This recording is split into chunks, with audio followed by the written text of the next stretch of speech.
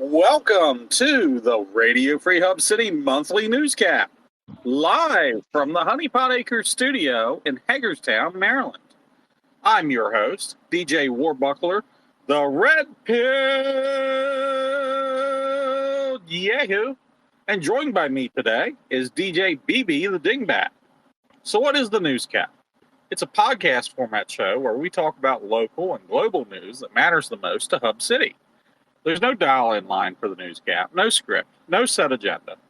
We talk about local and global news that matters the most to Hub City. The full recording of this show will be available through Spotify as well as X for replay. Now, let's take a look at tonight's topics.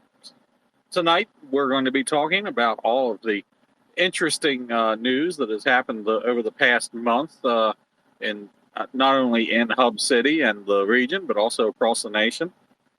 And I'm going to kick us off tonight with a story that we actually published today, and that is concerns raised over policies at Meritus Health affecting patient care quality.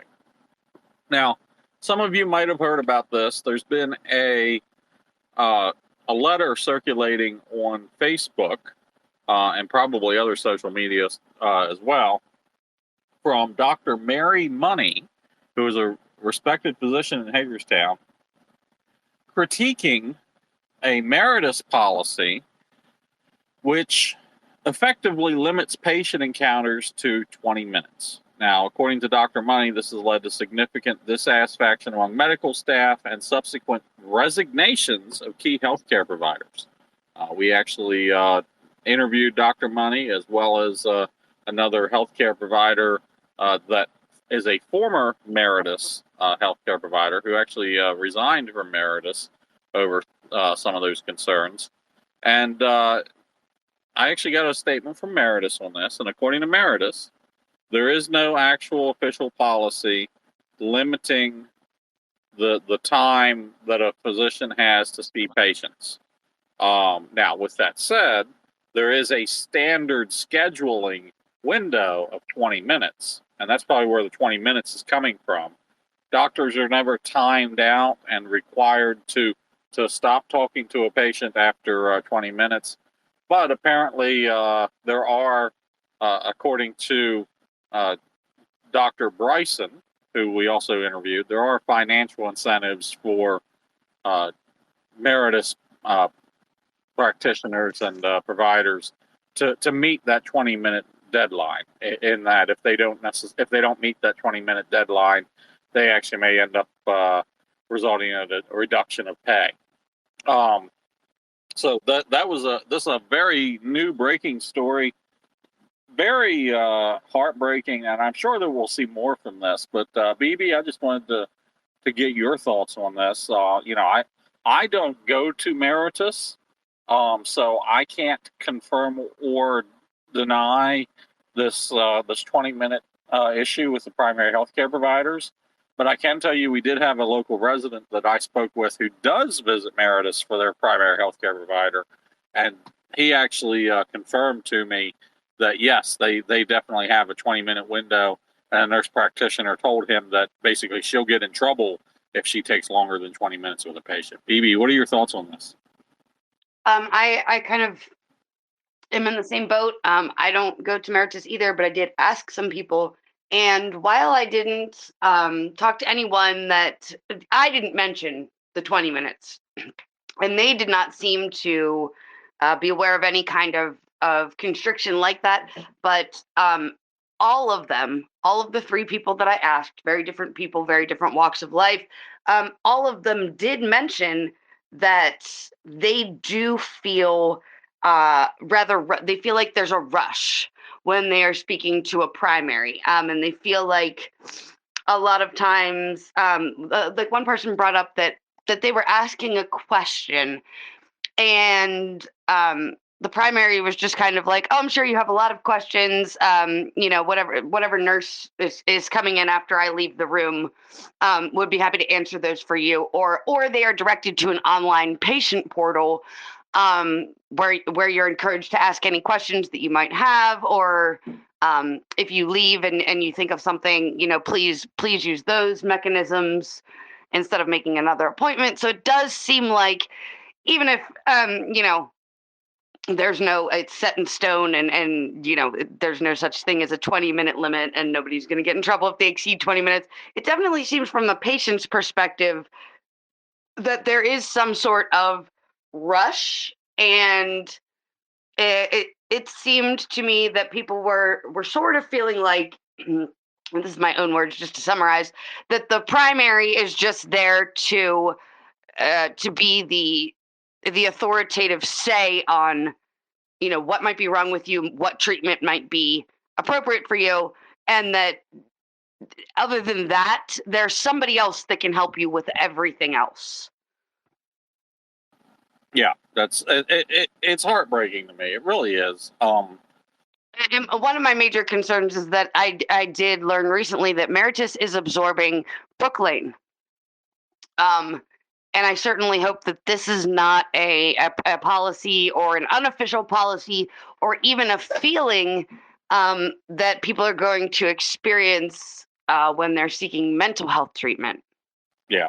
Well, and I will say that, according to the statement Meritus provided us, it was that doctors are never timed out at 20 minutes, but the standardized appointment time slots only apply to the most routine primary care appointments. Right. So that's what they said. So hopefully that remains true, in that they don't see similar policies be put into effect at Brooklyn. Now with that said, I will say that this does not make me feel any better at all about the current state of our healthcare system.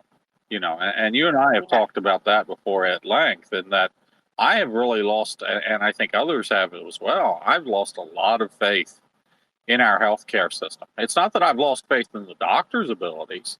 It's that I've lost faith in the healthcare system itself, mostly because of the political pressure that's coming from these administrators. So this really reinforces some of my fears that I've had ever since my vaccine injury, that we're treating patients more like parts in a factory than we are actually patients who need individualized care and attention. So, any last thoughts on that before we move on? To me, it just seems. I mean, I'm sure that there's a reason, like some sort of bureaucratic reason why they would need a standard. Obviously, they don't want to be overbooking appointments for a specific doctor. They have to tell people that their appointment is on some day at some time, but it also just sort of it does give it kind of an industrialized vibe. Like if you call to get an oil change, they expect it to take this amount of time, type of thing.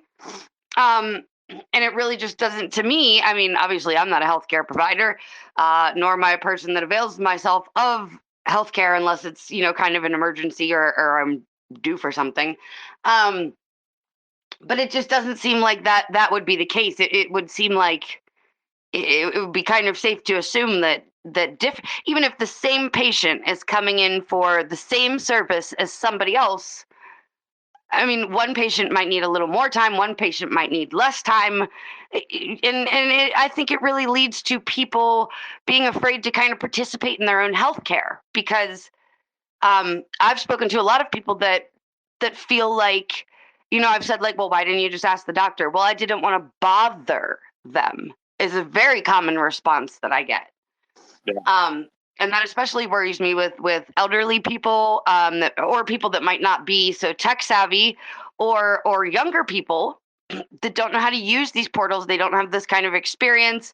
And it just really, like, they don't want to ask in person. They don't want to go home and make an account and log in just to ask a question. And it really leads people to trying to find answers on their own, which can be, the internet can be very misleading. You check websites, for a bug bite, and you can wind up thinking that it's something much worse. I mean, it just seems to be like, if that is a policy, they kind of probably shouldn't have,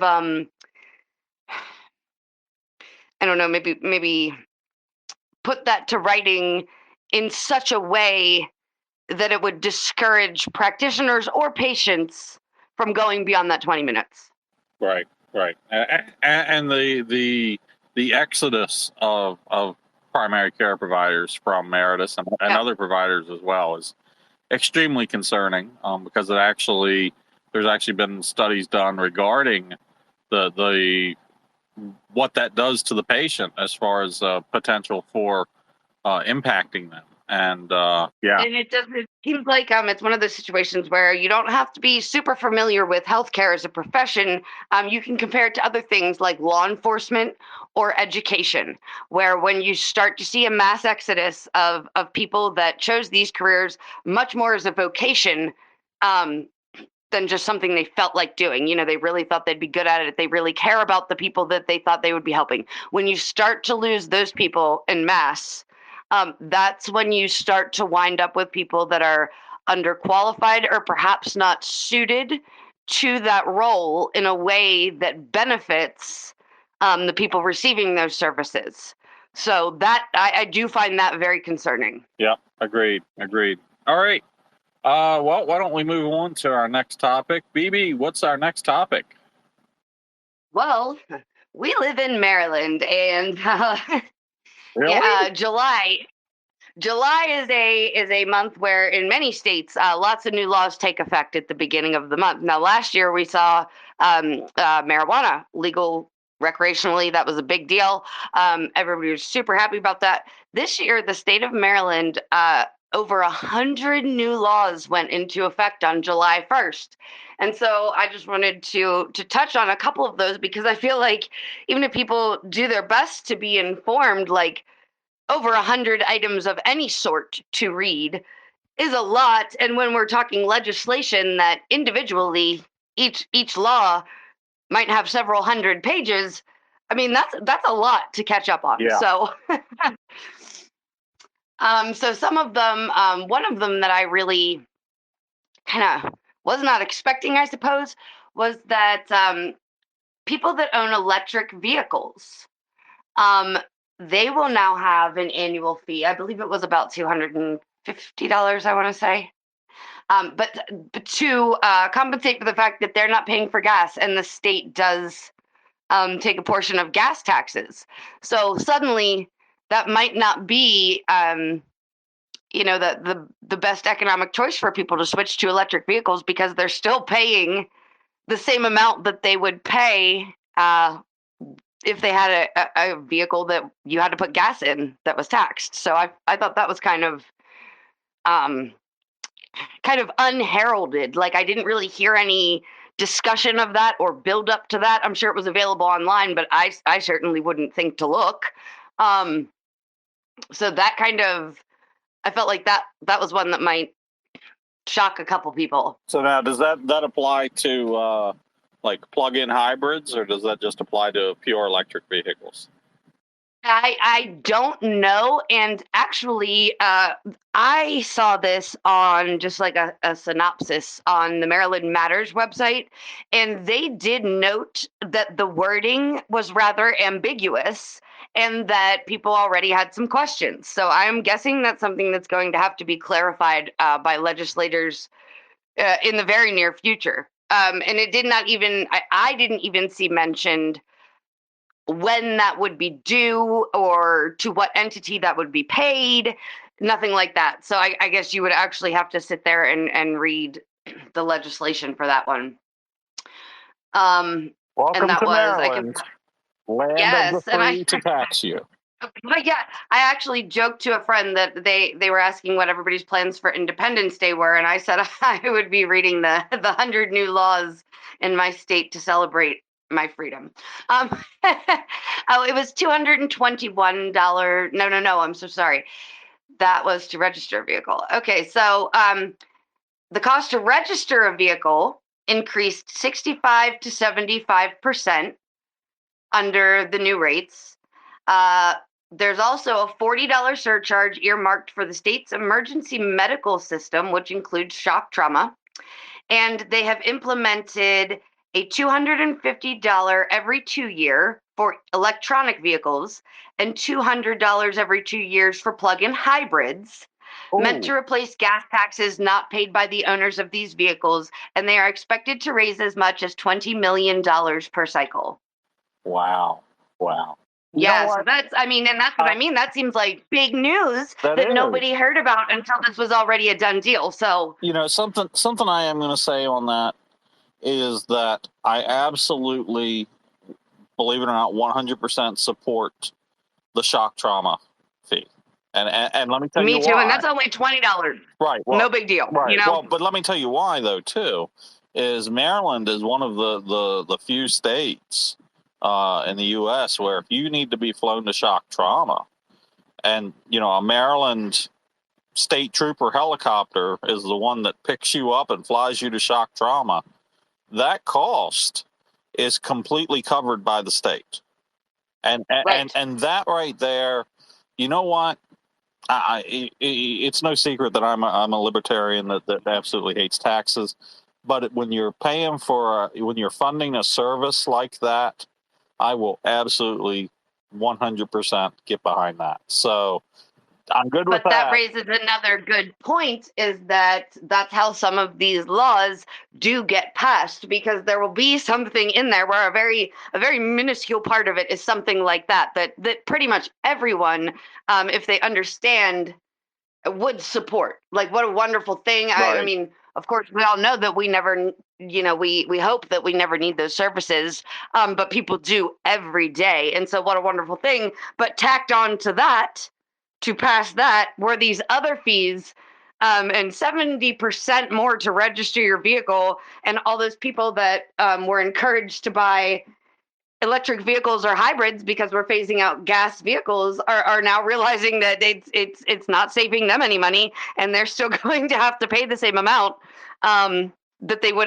if they had to pay for fuel. So that's kind of and then the other one that I found, definitely worth mentioning, this would be HB 576. Circuit courts are allowed to order specified mental health treatment for someone with severe and persistent mental health needs, potentially without their consent. And so the people that support that law said that, like, they have family with certain disorders, and it's very difficult to see them not realize that they need treatment for their mental health. But disability rights and mental health advocates say that these outpatient treatment programs will leave out the voices of those with mental health needs, and it actually prioritizes what their families think is best, and not necessarily what the person wants or feels that they need. So that's kind of Yeah. that's another one that already seems pretty contentious. Yeah, I see both sides on that. That's kind of, Yes, yeah, that's a tough call, you know. it really is. And I think that that's obviously probably very case specific, where, again, you have to go read all however many 100 pages of it. But I'm hoping that there's something in there about if the person is at risk of harming themselves, we very much Right. akin to, like, we already have a 5150 hold, but that's an inpatient treatment. This is for a court can order outpatient treatment now for Okay. similar things. And so it does not mention, like, if the person is in court because they are accused of committing some sort of crime that perhaps, due to mental health circumstances, they were not aware that they were committing, things like that. It's mostly just seems like, if your loved ones are concerned that you are going untreated, they can actually take that to a circuit court, and a judge can decide that you must attend these outpatient treatment programs. And it also does not specify who's going to pick up the tab for that. Right. That was my next question. Was, who pays for Yeah. that? And I don't like Yeah. the idea that the government can force you to take some sort of a program that, some sort of a health treatment program that you can't afford, and now you got, hundreds of thousands of dollars in medical debt Right. because the Or state. maybe that you just don't. I mean, mental health is a very, very broad spectrum that ranges from everything to Right. schizoaffective disorders to also just mild depression. You know what I mean? So it does seem rather arbitrary, where I think that it's a wonderful thing to make mental health care more accessible to people. And I think that in situations of emergency, it absolutely should be something where your family or your loved ones can step in and get you help. But also, I mean, that's a very thin layer of ice to tread on, I think. Yeah. Well, and also, at the same time too, should the government be allowed to say that someone needs that kind of treatment and force them to get that kind of treatment, and what's to prevent that from being politically motivated? Like, oh, hey, by the way, now that you're getting mental health treatment, you got to give up your firearms or something like that. And or that's people that terrifying. might have personal or religious objections to common medications that are prescribed for these things. I mean, so what do you do if you get a provider that truly feels that this would be the best part of your treatment regimen, that you would really be helped by several of these prescriptions, and either you've had a bad experience in the past and it did not go well for you, or you have some sort of religious objection to that. I mean, it's another one of those cases where I am personally shocked that nobody heard anything about these until they were a done deal. Which is where my concern with over 100 going into effect on the same day with very little fanfare, I did find that very concerning. And I personally have been at it for days, and I am not through all 100 yet by any means. So wow. Okay. Do you have any more laws that you want to talk about now, or do we want to move to the next topic? One that I found interesting that I think people might actually, like and be excited about. Other states have this. So now in the state of Maryland, there will be licensing for alcohol delivery, very much like you would get grocery delivery or food delivery. Other states have apps like Drizzly, things like that, where you absolutely can order alcoholic beverages. Of course, you have to provide proper identification and stuff, but the state will be licensing third-party delivery services that can pick up from approved vendors. So I'm assuming that would be establishments that have a liquor license to sell for retail. That's both good and bad news, I think. Good news because more business opportunities in the state. Bad news because we are enabling alcoholism and addiction. So, okay. All right. Interesting. All right, cool. Any other ones you want to touch on before we move on to the next topic? I think for now, yes, there was one other, and again, I am not by any means, I've not read the entire, there were, several hundred pages, close to 1,000, I believe. The Renters' Rights and Stabilization Act of 2024. And the synopsis is establishing the Office of Tenant and Landlord Affairs and the Department of Housing and Community Development to provide certain educational resources and information to tenants, requiring the office to develop and publish Maryland Tenants' Bill of Rights, requiring the most recently published version of the Tenants' Bill of Rights to be included as part of a residential lease, and limiting the maximum security deposit required by a residential lease to 1 month's rent, except under certain circumstances. That is the synopsis from the Maryland General Assembly website. You can read the entire thing. That would be legislation HB 063. HB 0693. I'm going to say on that one, so I am a former landlord. I don't have any more rental properties right now. But, on one hand, I can absolutely applaud the education part, because there's many residents out there who simply don't understand their rights as a tenant. The fact that they can put their rent into escrow if there's problems with the landlord, stuff like that.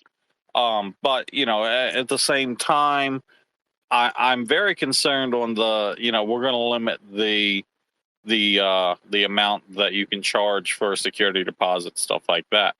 I really think that should be driven by market needs, as well as the risk that the landlord perceives. I mean, Right. If I'm, renting out, a place, and let's say I'm renting it below market rate, but I want to make sure that if it gets damaged, I can fix it up.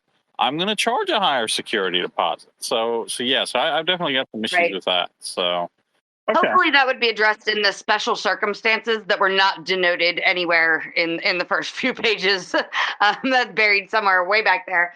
But I mean, I have a lot of friends that, especially over the past year, well, actually, I'll say post-pandemic, it really seems like a lot of landlords, at least, are coming across as very predatory, and people don't seem to feel that they have any recourse except to take this through the court system.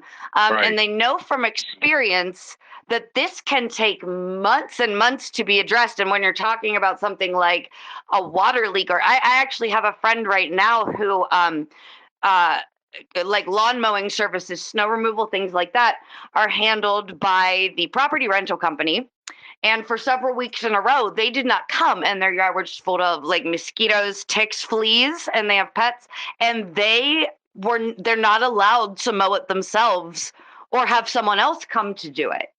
And so I think things like that, like, what are you gonna do? Take that to court, and maybe it'll be addressed by October when it's not an issue anymore. You know what I mean? Like, and also I think people really hesitate. Perhaps they've had a bad experience with a prior landlord, and now here they go again. I mean, you don't want to be known as a problem tenant. You don't want to be that person that's taken your last 3 landlords to court over things that might seem trivial, unless you've been in the situation yourself. I mean, if you've got a leak in your house and mold is starting to develop, then we're talking health risks, damage to your Right. property. And it seems like sometimes the landlords are like, well, that's why you have renter's insurance. You know what I mean? So I really think it probably does depend also, I'm sure you were a good landlord, in those kind of respects, but especially now, I know in Washington County, a lot of the landlords for these rental properties for residential don't live here. Right. And they own lots of properties in several states. And so I know people that don't know their landlord. They've never met their landlord. They've met someone from a rental office or something like that. They don't know their landlord personally.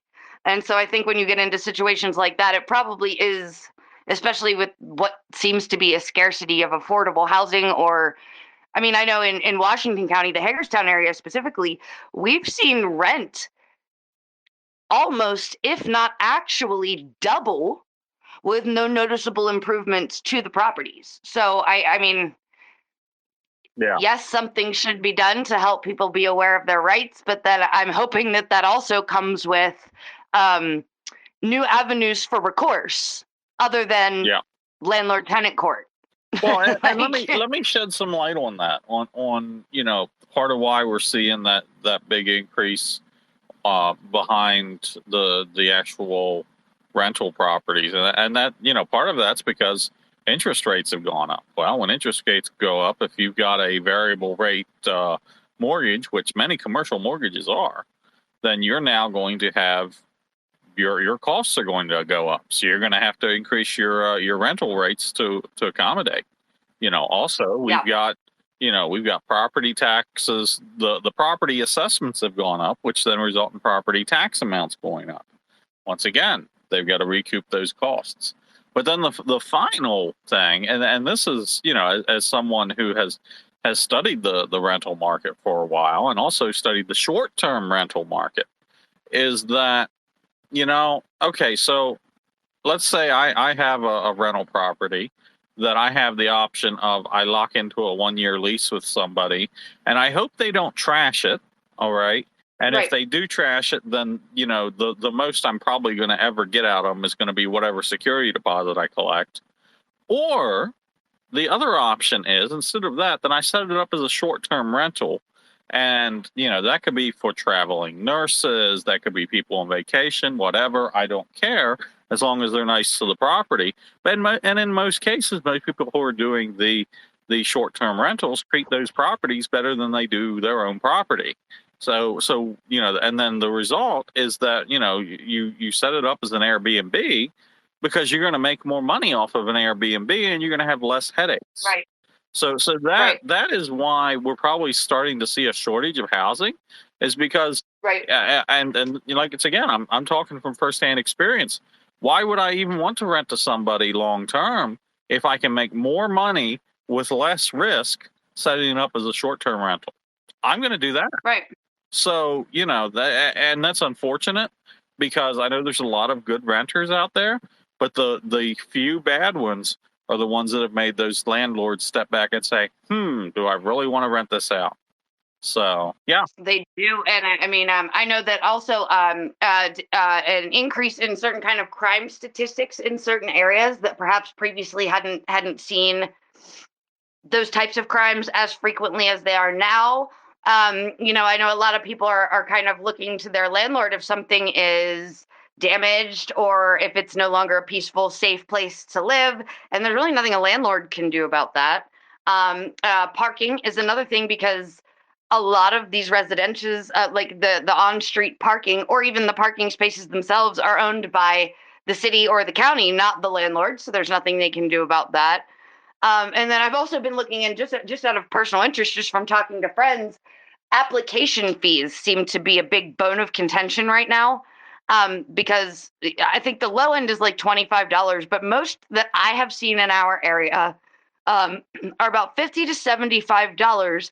And people are sort of looking at it as like, this is potentially a scam, because when you see a property that has been listed for several months, and you consider that everyone that has applied for this has paid $75, you are looking at a lot of money in a very short amount of time that is not refunded if that person is not who they pick to rent the place. So I'm with you. This could be really good or not really help much at all. And I guess it's one of those time will tell things. And it's just, I'll say it one last time. I can't believe that we really didn't see any of this coming so that we could sort of participate in the legislative process and get a good feel for what laws would be enforced in the state that we live in before they passed.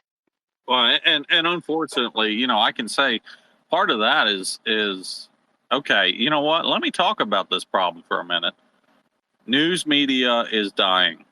Okay, and I hate to say that, and that's probably shocking a lot of people considering we are considered news media, but it's the God's honest truth. Okay, if you look at some of the newspapers that are out here, you realize that I think that the we only have one newspaper now in Maryland, one major newspaper that's independently owned, and that's the Baltimore Sun. Okay, a lot of the other newspapers across the state, including the Herald Mail right here in Hagerstown, are no longer owned by even a medium-sized business. They're owned by media conglomerates that such as Gannett, that also own USA Today. And what do they do with those news? Well, all they do is they reprint the same article in every single newspaper, and they sprinkle in a few local stories here and there.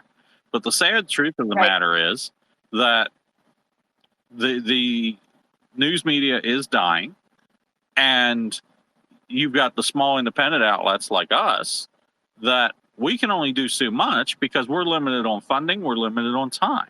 I don't think I don't think many people realize this, but you and I, we don't get paid for our articles other than what people give us. We have a few subscribers to the website. I think you might have one or two subscribers to your Patreon that, for your stories. But for the most part, we don't get paid. We get paid pennies per day, and that's not a joke. Yesterday, I think it was about 33 cents total in ad revenue. So, we don't, I bring in just enough right now to maintain the Radio Free Hub City website and the radio station itself. And that's it. So that's something that But it's people also need to worth realize. mentioning that is by choice and design on our end for Radio Free, and because, like you said, there are a multitude of reasons that news media is dying. One of those reasons is because people are finding conventional news, either and or all of the above, difficult to access. Like if you get a printed paper, I know in my neighborhood, it's like a weekly, almost like a bingo game. Who got their paper? Who didn't get their paper? My paper's late. Or it's expensive, or they don't find the coverage to be honest or helpful. Or the websites and stories online are so full of ads that they're impossible to read. When you can access Which also them, sort of gives the if they're not impression even that it's behind a a pay to paywall. play. Yeah, it's behind a paywall. And then also, just over the last month or so, Facebook, Meta, actually got rid of their news section. And I know that hit a lot of people hard. Like there were a lot of people where their Facebook, you click the little news button, that's where they were primarily getting their news every day. They'd log into their social media, they'd see what their friends were up to, they'd check the news, and that's where they would find stories from the major outlets like Reuters and CNN and large national and international outlets, and that is gone now. It's actually, I joke to my husband sometimes that I think it's funny that Facebook got rid of jobs and news but kept dating. But yeah, I guess a lot of people just kind of have a vacuum where they don't. So yeah, I mean, could we turn Radio Free into more of a revenue stream? Yes, but what that would not be doing anyone a service besides ourselves. So Yeah, I mean, I could easily lock our content behind a paywall and require subscriptions, and people would pay, but I don't want to hold that hostage. That's the problem. So with that no, said, we are news writers, we are journalists, and here we are having a conversation about we didn't know about any of this new legislation. And we are both people that in our day jobs, that is one of the prerequisites, is that we have to stay informed and on top of any legislative changes. And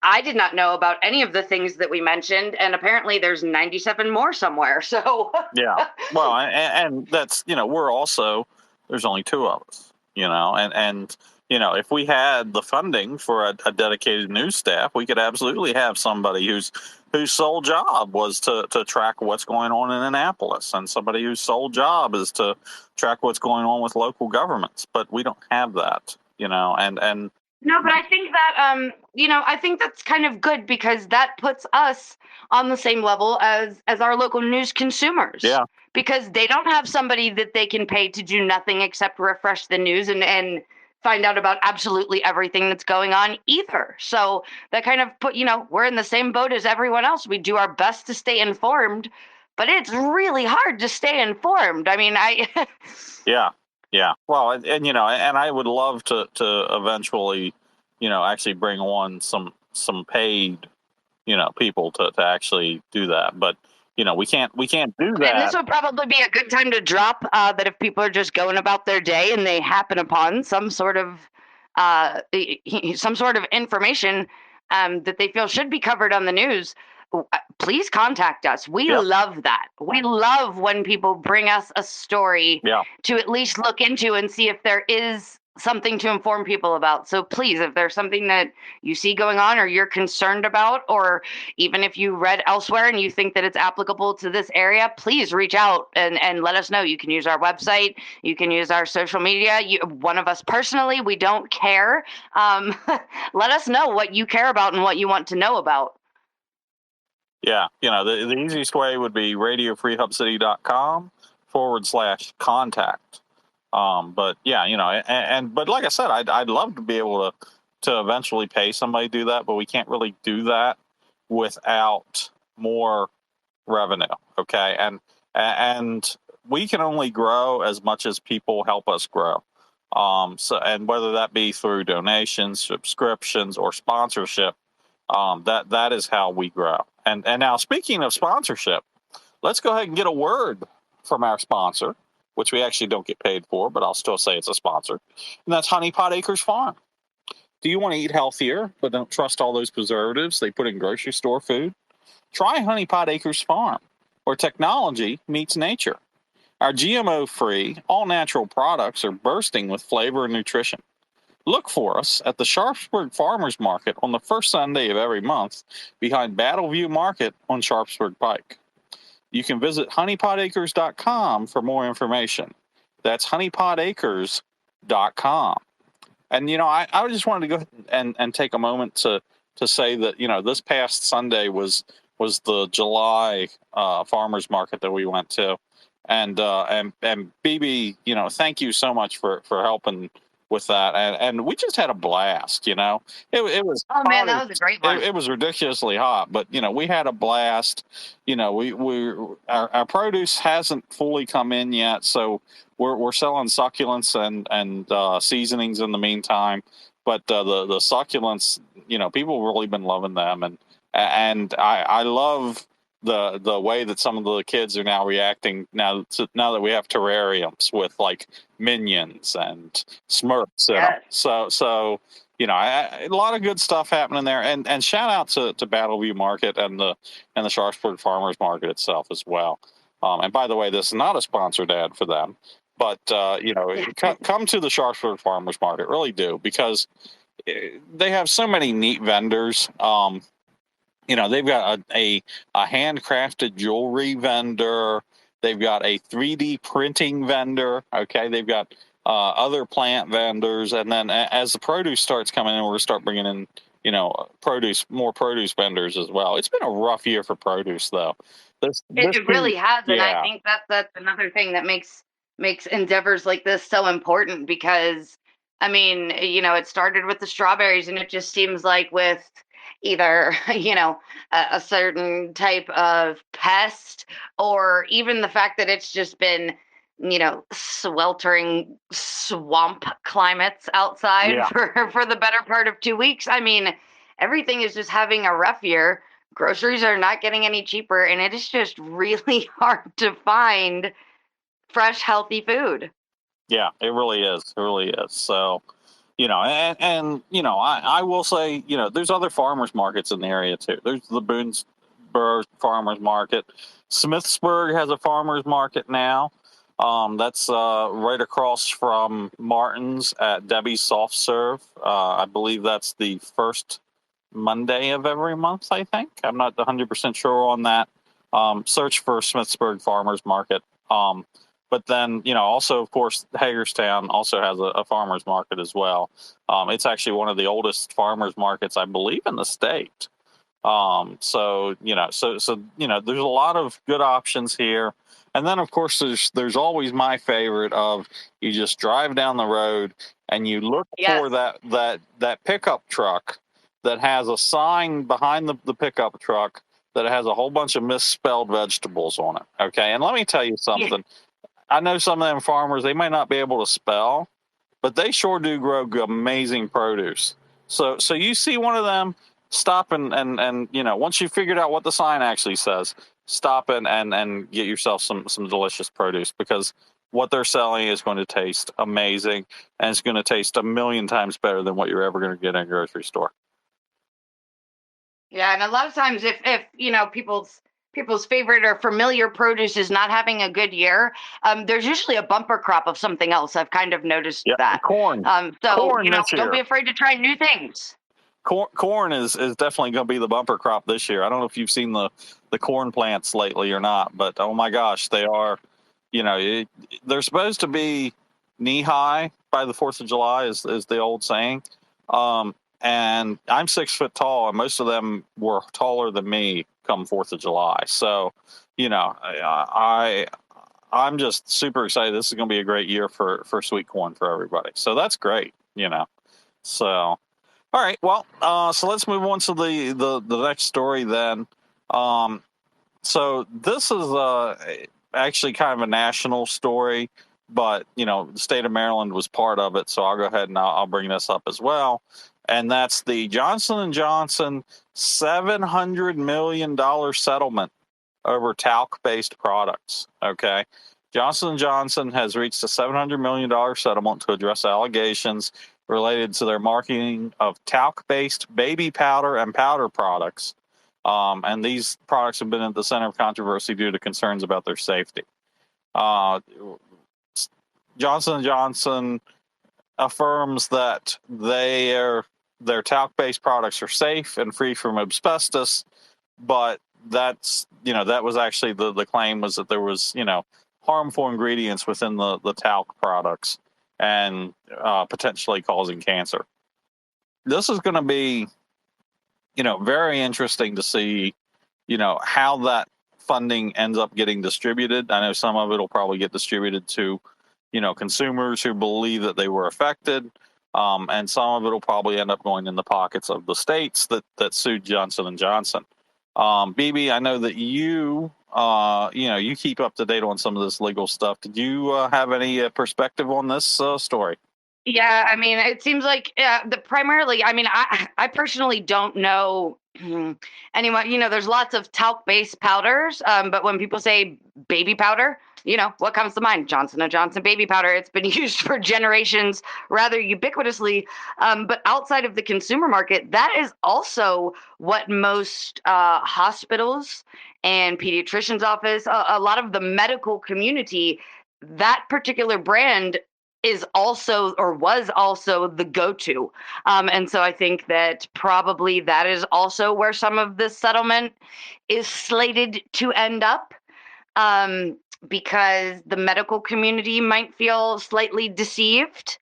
And that sounds kind of wild, but then again, it's right up there with the opioid settlement and everything else. Right. The medical community is pitched products, and they are assured that they are safe and they are well regulated. And then it turns out that the product is harmful.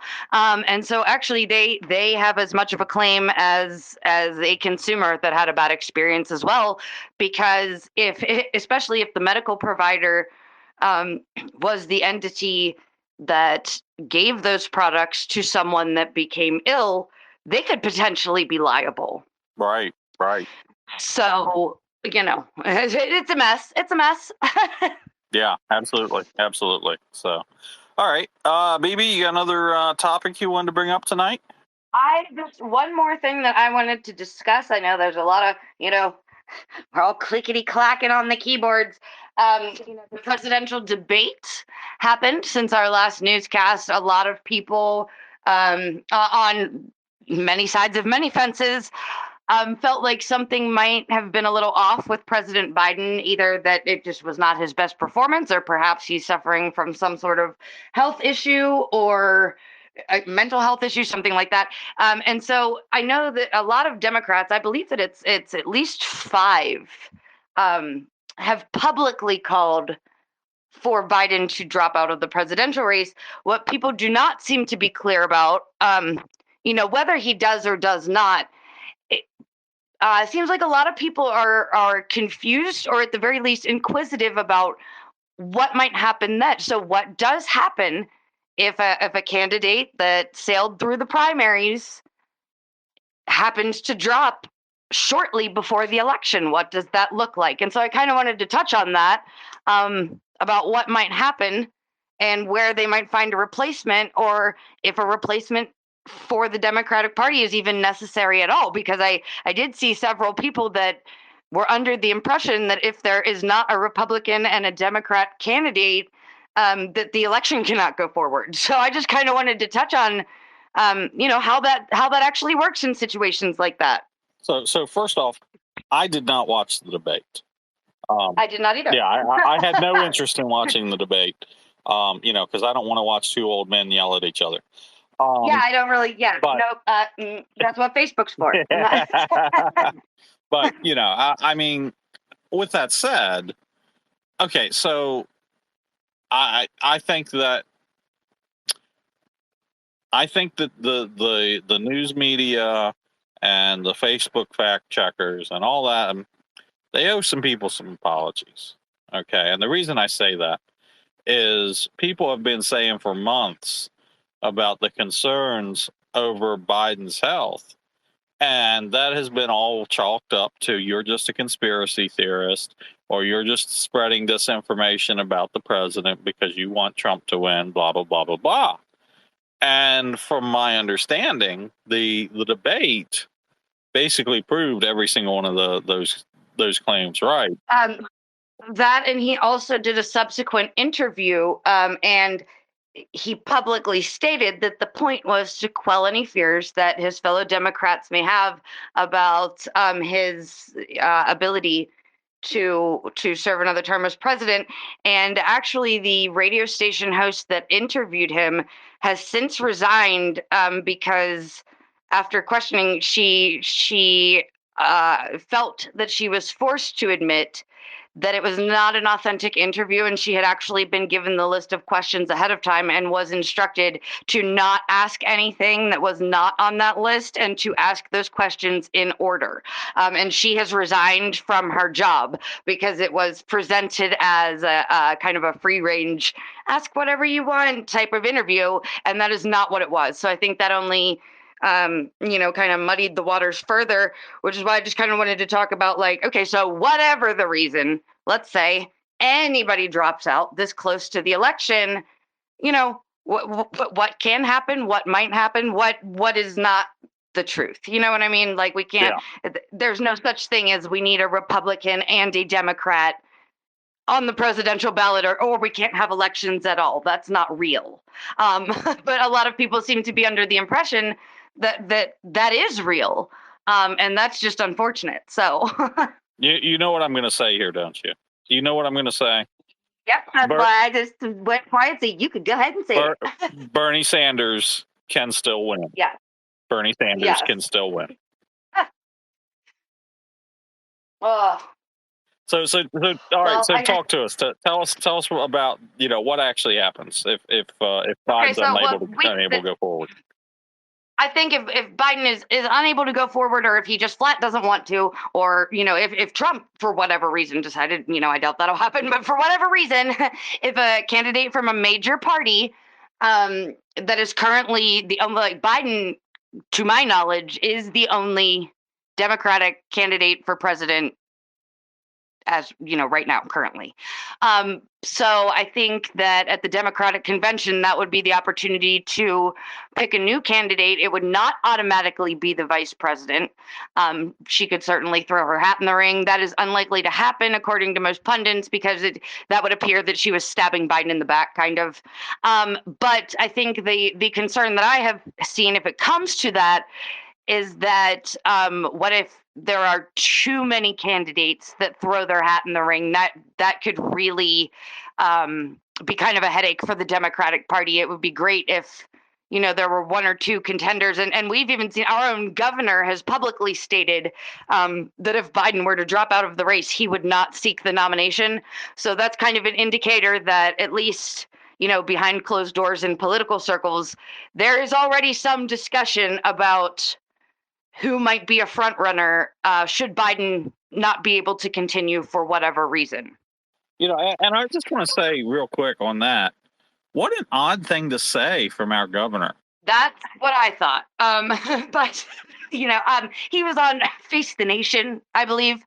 And so, to my understanding, he was asked that question, or he was asked along those lines of, would you personally? But he did not say that he would not be interested in running for president. He said he would not be interested in replacing Biden on the 2024 ticket. So, I think it was a very specific question. They were not asking him if he had, any desires beyond his term of governor to, serve in any other sort of office, president included. They were specifically asking him, if Biden drops, are you going to throw your hat in there? And his answer was no. But I am not sure how anybody else that has been asked has answered. So, well, so here's the other side of that coin is, what if nobody wants to? What if everybody's in the same opinion that I don't, no, if Biden drops out, I don't want to, take his place, for the simple fact that, there's a pretty good chance they're probably going to lose to Trump at this point. What if they just don't want to take the and loss? there were several state primaries before any of this happened where Biden wasn't even on the ballot, and Democrats just encouraged people to write him in because he wasn't on the primary ballot. And so I think that the fact that he was running, for all intents and purposes, uncontested within his own party, there wasn't really another Democrat frontrunner at the primaries. I mean, it was, Trump had there were several other Republicans on the ballot with Trump. You know what I mean? Right. And it did not really seem that there were any recognizable or notable candidates from the Democrat Party that were in the race hoping to get the nomination over President Biden. So I think now that, it seems like it's far away, but elections are in November. It is, we're all the way into sweaty July. And I mean, these next months are going to go very, very quickly. And I think it's one of those, time is of the essence. And the more time that ticks by, I think the more confused the public might feel, because the primaries are kind of our chance to say, that's who I want, to run on behalf of the party that I align myself with or that I support for this election.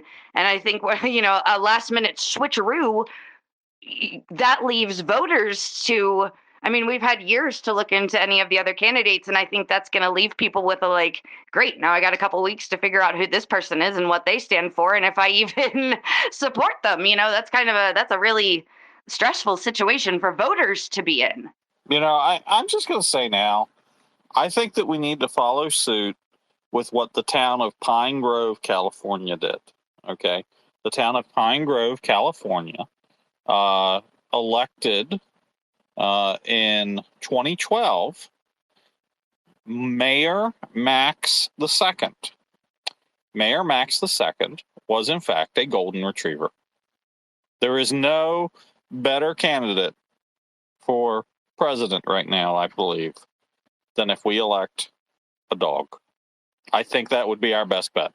I think that the nation would prosper because dogs unconditionally love, and they will do whatever is going to be the best for everybody. So let's elect a dog. He will be the goodest president. Yes, the goodest president. And I also think one last thing I want to throw in there is that, obviously in our lifetimes, we are very used to the electoral setup that we have.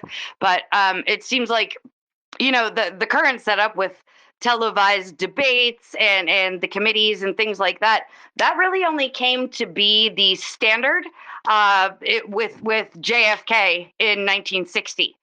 Prior to that, there were other parties that were the popular party. The Whig Party was huge for a while, and there really wasn't a standardized format for things like debates or televised, rallies, things of that nature. So none of that is actually written in stone.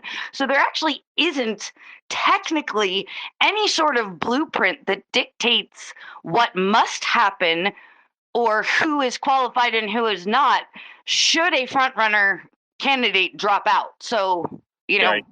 we might get the chance to actually kind of, see some history unfold before our eyes. Yeah, it's definitely going to be an interesting election year. I will say that. Any final thoughts on that topic? I got one last topic before we close out. All right, awesome. Fire away. All right, so on a much, much happier note, the last thing I wanted to bring up today was the fact that Fort Ritchie is continuing to breathe new life into some historic buildings up in Cascade, Maryland. The Fenger buildings, they actually, I believe today I just saw them announce, I think they finished renovations on the second Fenger building up there, which are the very first buildings you see when you go into Fort Ritchie up there in Cascade. And they are in the process of renovating all 35 of these Fenger buildings. And it's going to be, over 40 buildings have been renovated once they're done this now. And we're saving so much history up there at Fort Ritchie. And I couldn't let this go without giving them a big shout out for what all they're doing. They've renovated a lot of the residential buildings up there. They've opened up a tap room, which I have not had the chance to go to yet, but I've heard it's absolutely amazing. And they've actually got a trivia night coming up this week here. I believe it's July 11th. Yes, July 11th. They're having a trivia night at the tap room. But most importantly, and this is the happiest note that I wanted to end the podcast on today, is that they have the amazing Mountaintop ice cream shop up there. If you have not had the hand-dipped ice cream up at the Mountaintop ice cream shop, I highly recommend it. Once again, they're not a sponsor. I'm saying this because I believe in what they're doing so much. They operate Fridays, Saturdays, and Sundays. Typically in the afternoons. They'll close about 8 p.m. Go up there, have yourself some delicious ice cream, go explore Fort Ritchie, and while you're up there, then stop in Penmar Park as well. I believe it's either Saturdays or Sundays. I think it's Sundays. They have up at Penmar every Sunday right now. They actually have live music from various bands as well. So there's some amazing things happening up at Cascade.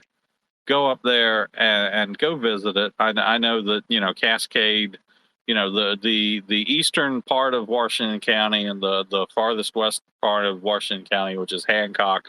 I know that they both get neglected a lot, and I couldn't let the podcast go without mentioning the fantastic things happening up there at Cascade.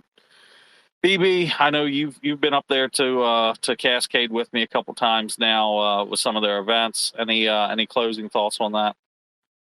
Yeah, I just love it. I love to see it. I love that, there's, a lot of the stuff that we talk about on these newscasts can feel like kind of a bummer, or just make people feel nervous or insecure or confused. And it's just so nice when there's just something so simple and so nice to be able to tell people, like, hey, this is just cool, and we want you to know about it, and we're so pleased. Affordable family fun, safe family fun is getting harder and harder to come by. And it's just so nice to be able to share the good news that people are working really hard to give people more choices and more businesses to support, more small businesses to support, and also preserving history, nice history. So yeah, I think that's great. Maybe it's time in a week or two to do one of our events that are coming up to close out the summer. Yeah. And speaking of history, they also have the Ritchie Museum up there. Please go check it out. Yeah, I love that. They yeah. Apparently they've just recently redone some of the museum now.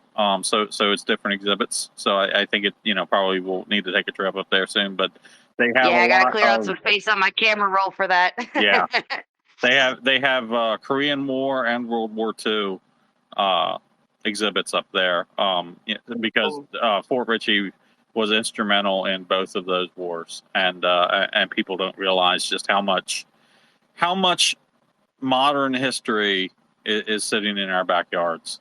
So definitely go up there and check it out. But with that said, I think that's going to be it for tonight's newscap. So on behalf of BB and myself and all of the Radio Free Hub City family, thank you for listening, and we hope you'll join us next time. And don't forget to visit our website for more local and national news at radiofreehubcity.com.